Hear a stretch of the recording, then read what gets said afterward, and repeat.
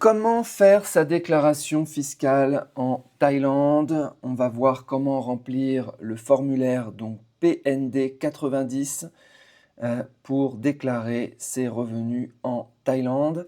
C'est quelque chose que l'on doit faire si on est considéré comme résident fiscal en Thaïlande. On est considéré comme résident fiscal en Thaïlande si on passe plus de 180 jours en Thaïlande, sous réserve bien sûr que les conventions fiscales ne disent pas que vous êtes résident fiscal dans un autre pays. Voilà, alors vous avez plusieurs options pour faire votre déclaration fiscale. Vous pouvez faire sous format papier et ensuite aller au bureau des taxes, ou vous pouvez aussi le faire en ligne. Voilà, vous avez donc jusqu'au 31 mars 2026 pour le faire si vous le faites en déclaration papier. Et vous avez jusqu'au 8 ou 9 avril 2026 si vous faites votre déclaration en ligne. Vous pouvez parfaitement le faire vous-même. Vous avez besoin d'obtenir votre TIN, le numéro de taxe, que vous pouvez obtenir au bureau des taxes, donc proche de votre domicile. Ça dépend là où vous résidez. Voilà, alors dans cette vidéo, je vais prendre le format papier, mais le format en ligne, c'est exactement les mêmes. Vous vous y retrouverez très bien. Alors, au niveau des formulaires, c'est le formulaire PND 90. Voilà, c'est l'équivalent en fait d'un CERFA en France. Donc chaque année, en fait, il bouge. Donc là, il faut bien prendre celui de la dernière année, enfin de l'année en cours. En l'occurrence, je fais cette vidéo donc en 2026 et donc c'est le formulaire pour les revenus 2025 pour l'exercice 2025. Voilà, donc, alors tout est en taille. J'ai traduit les parties importantes voilà, qui m'ont servi à déclarer. Voilà, donc moi je l'ai fait au tax office. J'ai vu comment il a déclaré et ensuite j'ai regardé les traductions, tout ça, pour vous dire comment faire. Donc première étape ici, en haut, c'est le numéro, c'est le TIN, le numéro d'identifiant fiscal à mettre ici. Okay. Ensuite, on a prénom et nom à mettre ici. Okay. Vous mettez juste au-dessus votre date de naissance. Okay. Alors si vous pouvez le faire vous-même, évidemment, vous pouvez aussi aller au tax office et un agent donc des taxes peut vous aider à le faire. Okay, ou vérifier ce que vous avez rempli. Mais je pense que c'est important quand même de le pré-remplir et d'aller ensuite vérifier avec lui, enfin mâcher le travail pour que ce soit, en tout cas, que ça soit cohérent par rapport aux revenus que vous avez. Donc ensuite, donc deuxième prénom si vous en avez un, nom de famille, donc ça vous n'avez pas à remplir un nom d'établissement d'entreprise. Moi j'ai rempli uniquement prénom et nom, ok, et le TIN et la date de naissance.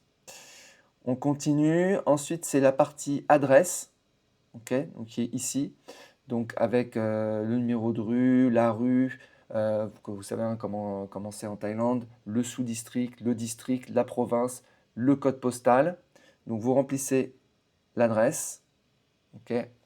Ensuite, vous avez deux cases ici, la case déclaration initiale, donc c'est celle-ci que vous cochez. Voilà. Et ensuite, si vous avez des déclarations rectificatives, c'est celle de droite. Voilà. Ensuite, vous mettez si vous êtes donc personne physique, donc vous cochez personne physique. Okay. Et ensuite, si vous êtes célibataire, cochez célibataire. C'est ici. J'ai mis des traductions, hein, célibataire, marié, veuf, etc. Ce document traduit, en fait, je mettrai un lien en description pour que vous puissiez le prendre, puisque tout le monde n'est pas dans ma situation, tout le monde n'est pas célibataire. Voilà, donc là, on est bon, on continue. Voilà. Alors ça, c'est la partie importante, en fait. Donc on va être taxé.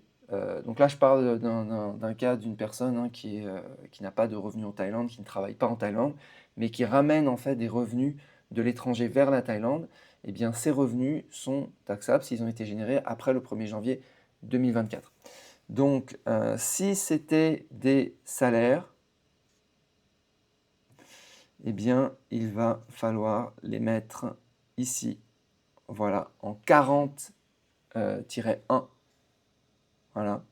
Vous mettez ici le montant, là ça saute, le montant des revenus que vous avez fait rentrer en Thaïlande. Par exemple, si vous avez fait rentrer en Thaïlande 500 000 bahts, bah, vous mettez ici 500 000, c'est 1 million, vous mettez 1 million.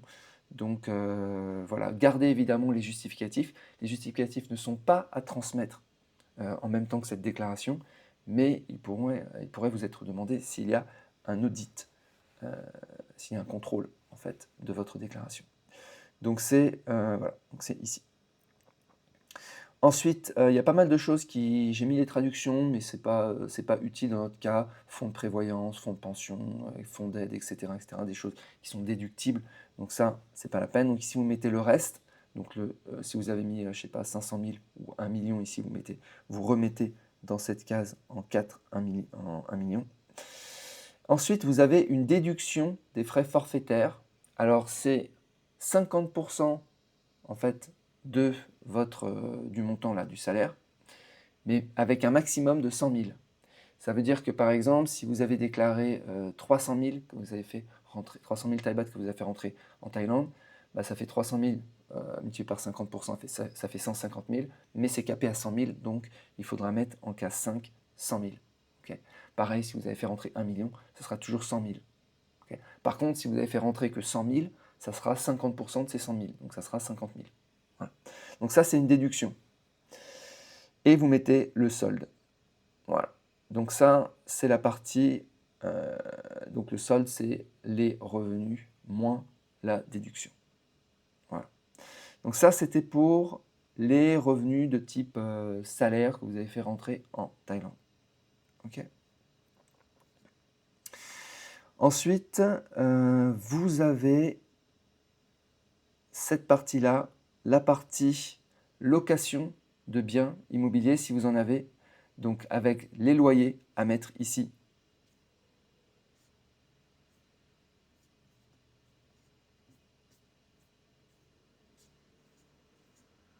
Voilà.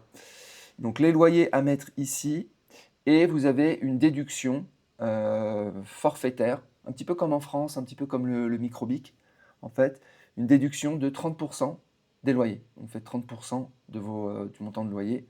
Vous pouvez aussi être aux frais réels. Okay. Donc ça, c'est... voilà. Et vous mettez le solde ici. Voilà. Donc ça, c'est vos revenus immobiliers qui vont venir s'ajouter, en fait, aux revenus de type salaire que vous avez fait rentrer en Thaïlande. Voilà. Ça, c'est les loyers en Thaïlande. Hein. Ce n'est pas les loyers que vous avez dans d'autres pays. Ce pas les loyers que vous avez en France. Les loyers que vous avez en France sont taxables en France. Ils ne sont pas taxables en Thaïlande. On continue. Ensuite, vous avez la partie dividendes provenant de sociétés étrangères. Okay. Donc, vous mettez ici, c'est dans la partie 3. Attention, il y a un petit décalage ici entre les noms et les cases. Donc, dividendes de sociétés étrangères.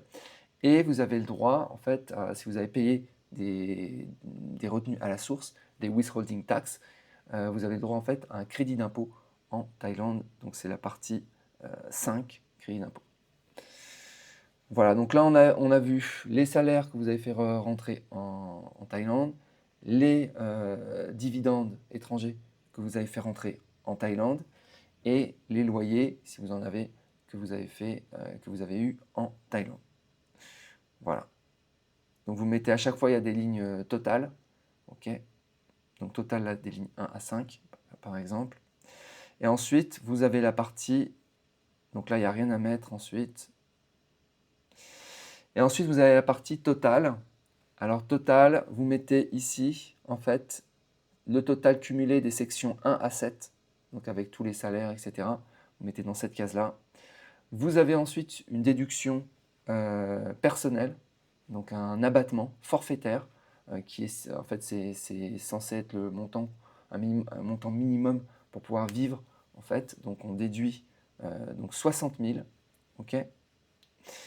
Vous mettez le solde restant. Ensuite, ensuite c'est que des totaux, hein, vous voyez, 1 - 2, 3 - 4, 5 - 6, etc. Donc là, vous mettez votre revenu net imposable.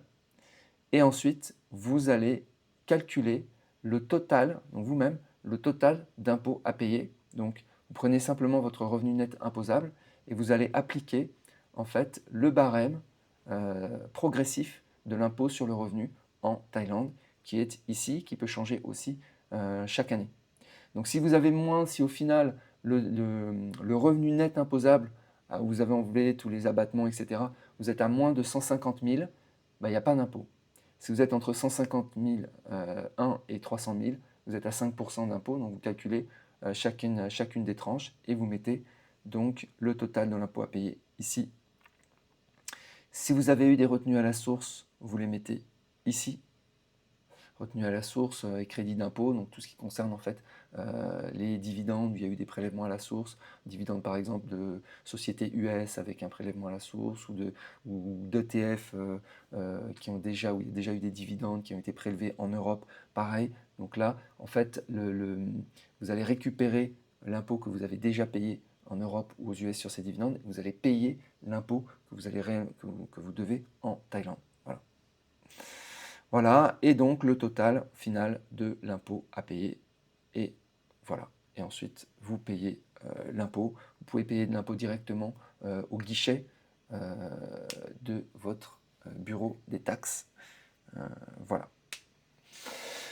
Voilà, donc ça c'est le format papier. Vous pouvez aussi vous-même créer votre accès en ligne et faire toute cette déclaration en ligne. Donc comme ça, après, vous avez toutes vos déclarations qui sont présentes en ligne. Notez aussi que pour ceux qui ont des revenus immobiliers, il y a une déclaration en plus à faire à mi-année. Voilà, je ferai peut-être une vidéo l'année prochaine pour vous montrer comment ça se passe, où on déclare les revenus accumulés depuis la moitié de l'année, en fait, sur les revenus immobiliers. Sur les revenus, si vous n'avez pas de revenus immobiliers, vous n'avez pas à faire de déclaration à mi-année. Voilà les amis, bah écoutez, c'est tout pour aujourd'hui. Si vous avez des questions, vous les mettez en dessous de la vidéo. Vous pouvez venir aussi sur le groupe pour discuter voilà, librement. Et je mettrai aussi des liens si vous voulez me contacter directement. Voilà les amis, je vous souhaite une très bonne journée et je vous dis à bientôt. Ciao!